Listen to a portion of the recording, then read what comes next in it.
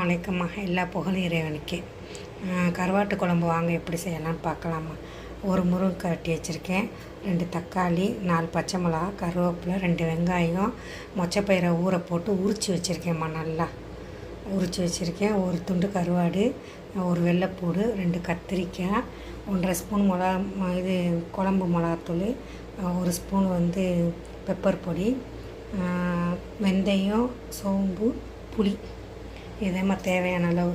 இப்போ கருவாடை எண்ணெயை ஊற்றி நல்லெண்ணெய் ஊற்றி சூடு பண்ணியிருக்கேன். இதில் கருவாடை தூக்கி போட்டு நல்லா பொரியட்டும். பொரிஞ்சதுக்கப்புறம் எடுத்து நம்ம தனியாக வச்சுக்கிடுவோம். நல்லா பொரிஞ்சிருச்சுமா, இந்த அளவுக்கு நம்ம எடுத்துக்குவோம். எடுத்துக்கிட்டு நம்ம என்ன செய்யணும், எடுத்து ஒரு இதில் வச்சுட்டு இதை தூக்கி போட்டுருவோம் தான். எது சோம்பையும் வெந்தயத்தையும் போட்டு நல்லா பொரிய விட்டுருவோம். அப்படி குக்கரில் நான் அதை தோலை உரித்து வச்சுருக்கேன், நான் மொச்சப்பயிரை. அதனால் நம்ம அப்படி தாளித்து ஊற்றிடலான்னு போட்டிருக்கேம்மா. கருவேப்பிலையை போட்டுக்கலாம். நல்லா கருவேப்பிலை பொரிஞ்சிருச்சு. இந்த நேரத்துக்கு வெள்ளைப்பூடு, அதுவும் நல்லா பொரியிட்டு வாசம் வரட்டும்.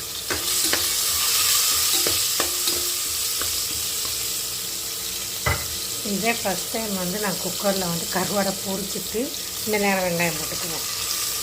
குக்கரில் வெங்காயத்தை கருவாடை பொரிச்சிட்டு அப்படியே நான் தாளிக்கிறேன். இல்லாட்டா சட்டியை தான் போட்டு தாளிப்பேன். வெங்காயம், தக்காளி எல்லாத்தையும் போட்டுக்கிறோம்.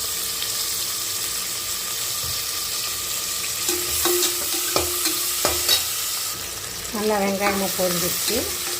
இந்த நேரத்தில் தக்காளி, முருங்கைக்காய், பச்சை மிளகாய் எல்லாத்தையும் கொட்டிக்கிறோம். என்னென்ன காய் போடணும் எல்லா காயும் போட்டு நல்லா குக்கரில் வதங்க விட்டுட்டு இதையும் போட்டுக்குவோம். மொச்சப்பயிரையும் போட்டு கத்திரிக்காய் எல்லாத்தையும் போட்டு நல்லா வதங்கட்டும். உப்பு கருவாடுதே நம்ம அன்னைக்கு பொரிச்சோம்ல, வெங்காயம் தக்காளி போட்டு தொட்டு, அதே பாறை கருவாடுதே. இது உப்பு இருக்குது, இருந்தாலும் இது குழம்புனால கொஞ்சோண்டு காய்ச்சி பிடிக்கணும். இத்தினோடு போட்டுக்கணும். போட்டுக்கிட்டோம்னா காய் நல்லா மசிஞ்சிடும். அதில் காயில் ஃபுல்லாக உப்பு பிடிக்கும். நல்லா தளத்தளன்னு எண்ணெய் ஊற்றிக்குமா. இந்த நேரத்துக்கு நான் மிளகாத்தூள் போடலாமா. மிளகாத்தூள் போடாமல் பெப்பரும் குழம்பு மிளகா பொடி இருக்குல்ல, அதுவும் அது 2 மட்டும்தான் சேர்க்கும். ஏன்னா 4 பச்சை மிளகா நம்ம போட்டிருக்கோம். அதனால் நம்ம பார்த்து வேணாம், உரைக்க தான் செய்யும். இந்த உரைப்பே போதும். நல்லா தாளிச்சாச்சுமா. காயெல்லாம் எண்ணெயில் வேக விட்டாச்சு. தேவையான அளவு தண்ணி ஊற்றிக்கிட்டு இந்த நேரத்தில் நம்ம குக்கரை மூடி வச்சுருவோம். பெப்பரும் குழம்பு மிளகா பொடி மட்டும்தான் போட்டுக்கேன். 4 பச்சை மிளகா போட்டிருக்கேன், போதும். ஏன்னா நம்ம நிறைய காய், நிறைய மொச்சப்பயிறு இதெல்லாம் போடலை. காரம் இதுவே சரியாக வரும். இந்த நேரத்தில் புளி இப்போ ஊற்றக்கூடாது. குக்கரை மூடி 2 விசில் அடிக்கட்டும். அதுக்கப்புறம் புளி ஊற்றிக்கிறேன். தொட்டுக்கிற முட்டைக்கோஸ் செய்வோமா.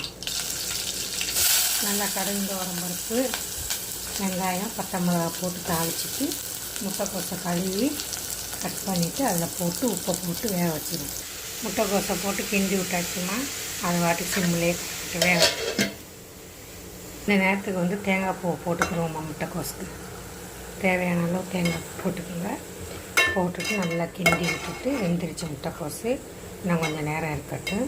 இது ரசம் வச்சுருக்கேம்மா.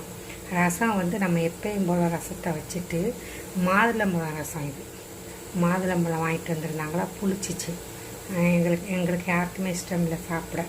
நம்ம எப்பயும் போல் ரசம் வைக்கிற மாதிரி வச்சுட்டு கொதிச்சதுக்கப்புறம் தாளித்து இழித்து ஊற்றி கொதிச்சதுக்கப்புறம் மாதுளம்பழத்தை புழிஞ்சி அதில் ஊற்றிட்டேன். இது மாதுளம்பழம் ரசம். ஒரு நாளைக்கு நான் வச்சு காட்டுறேன். சூப்பராக முட்டைக்கோஸ் ரெடி ஆயிடுச்சுமா. இந்த நேரத்தில் குக்கரை விசில் எடுத்துட்டு நம்ம கருவாடை தூவி போட்டு புளியை ஊற்றிடுவோம். மொச்சப்பயிர் குழம்புமா எப்போ இருக்குன்னு டேஸ்ட் பண்ணி பார்க்கலாம்.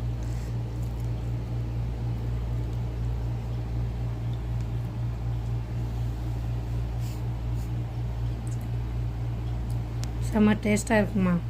நீங்கள் இதே மாதிரி செஞ்சு சாப்பிட்டு பாருங்கள். வத்தை, முட்டைக்கோஸு, கருவாடு துண்டு ஆட்டையை போட்டு வச்சுட்டேன். பொரிக்கையிலேயே எனக்கு சாப்பிட்ணுன்னு ஆசையாக இருந்துச்சு. அதனால் தனியாக ஒரு பீஸ் எடுத்து வச்சுக்கிட்டேன். ரசம் வாங்கம்மா, நீங்கள் சாப்பிட்லாம்.